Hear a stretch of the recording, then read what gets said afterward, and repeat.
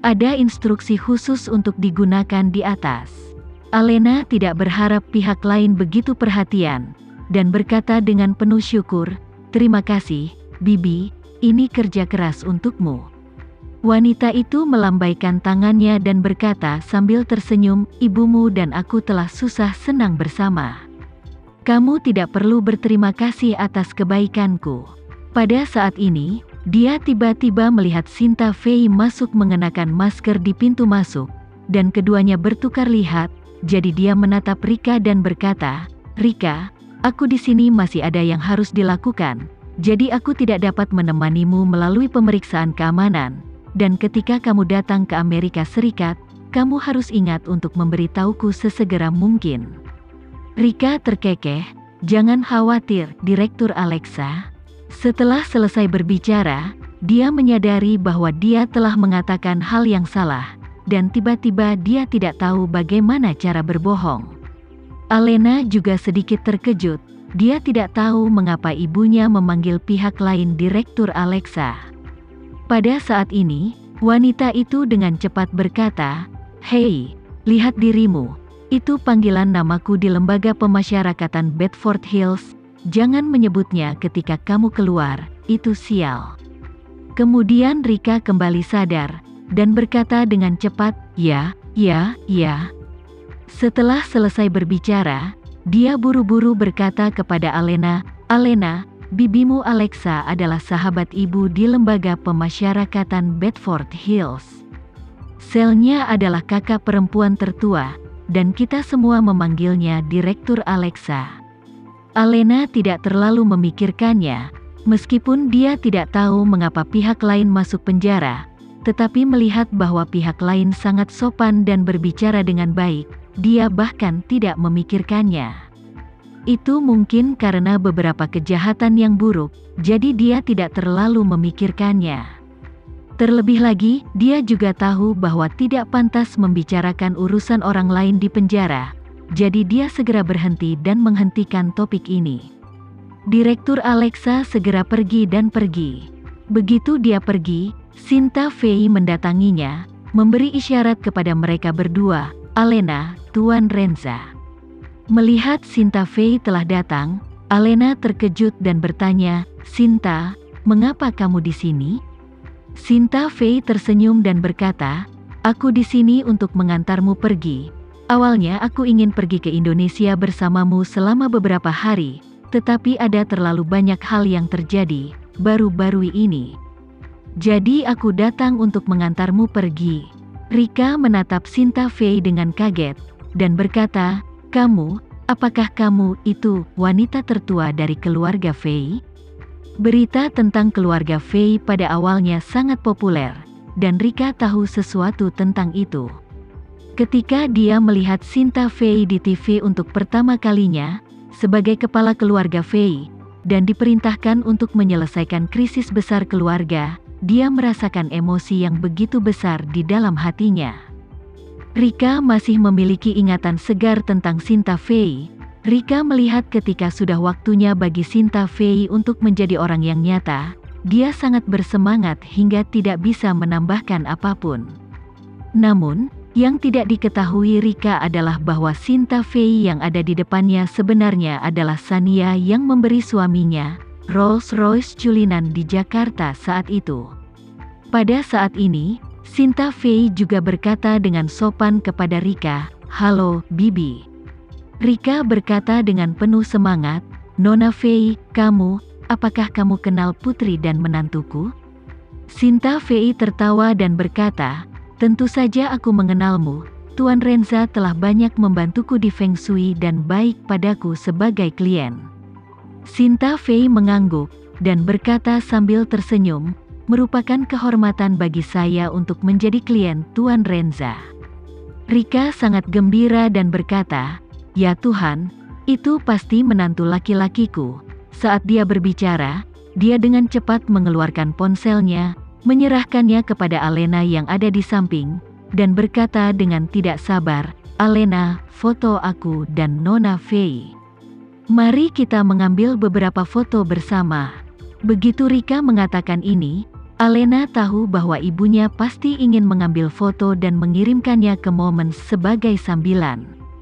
Namun, Sinta Fei memiliki status khusus, dan Alena secara naluriah merasa bahwa ibunya tidak pantas memposting foto dirinya dan Sinta Fei di Moments. Jadi dia membujuk, "Oh ibuku, dan identitasnya sangat sensitif, jadi jangan berfoto bersama. Lagi pula, ibu masih di kursi roda.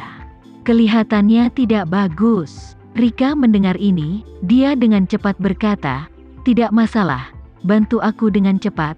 Aku hampir tidak bisa berdiri dengan satu kaki untuk sementara waktu." Sinta Fei berkata sambil tersenyum, "Bibi, jangan membuat masalah, atau aku akan menjadi satu denganmu setengah jongkok. Mari kita berfoto." Oke. Rika sangat bersemangat, dan dengan cepat menyerahkan ponselnya ke Alena, dan berkata dengan tidak sabar, "Alena, cepat dan ambil gambar, dan kamu jongkok untuk mengambil gambar juga." Alena tidak mengaam telepon yang diserahkan oleh ibunya, dan berkata dengan nada serius, "Bu, Nona Fei juga seorang publik gambar sekarang, dengarkan aku sekali saja, jangan memotret."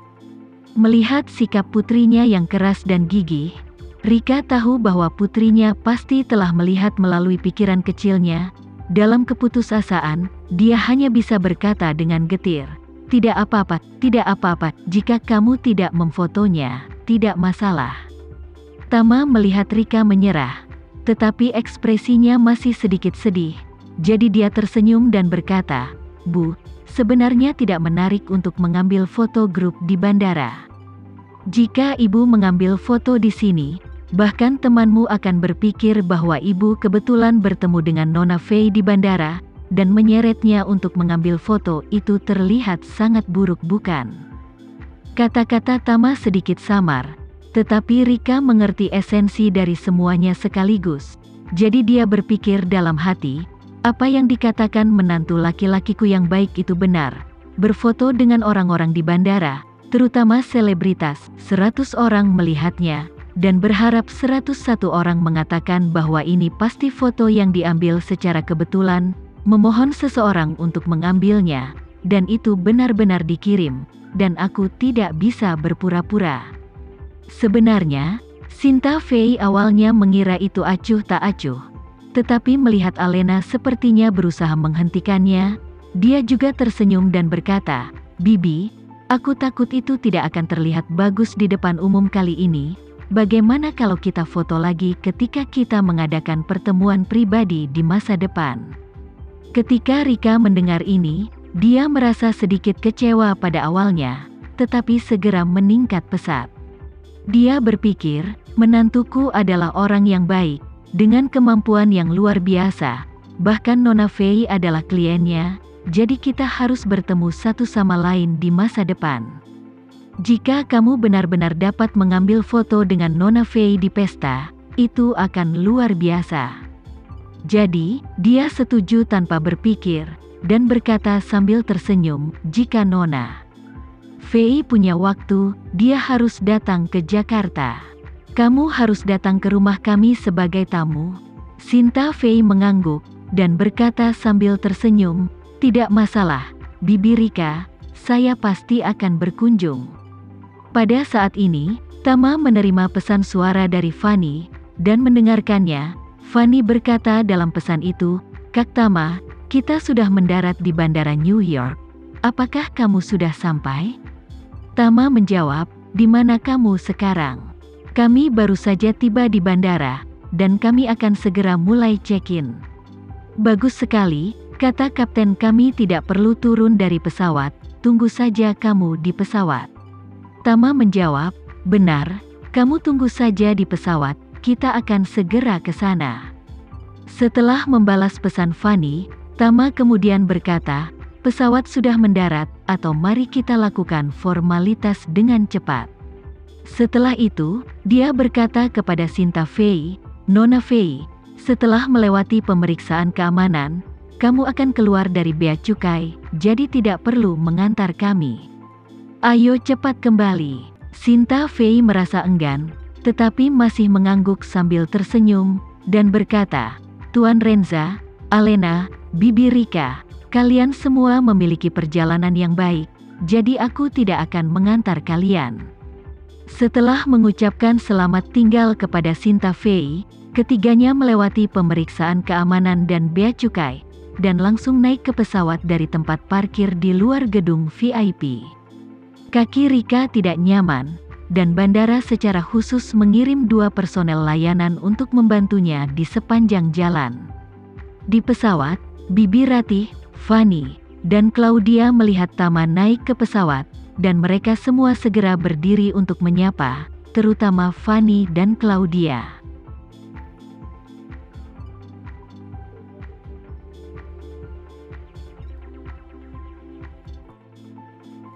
Sekian dulu ya video kali ini, kita lanjutkan lagi videonya di lain waktu. Oh iya, bagaimana menurut kalian? Semoga bisa sedikit menghibur kalian semua. Untuk teman-teman yang baru nonton, jangan lupa subscribe ya, hehehe.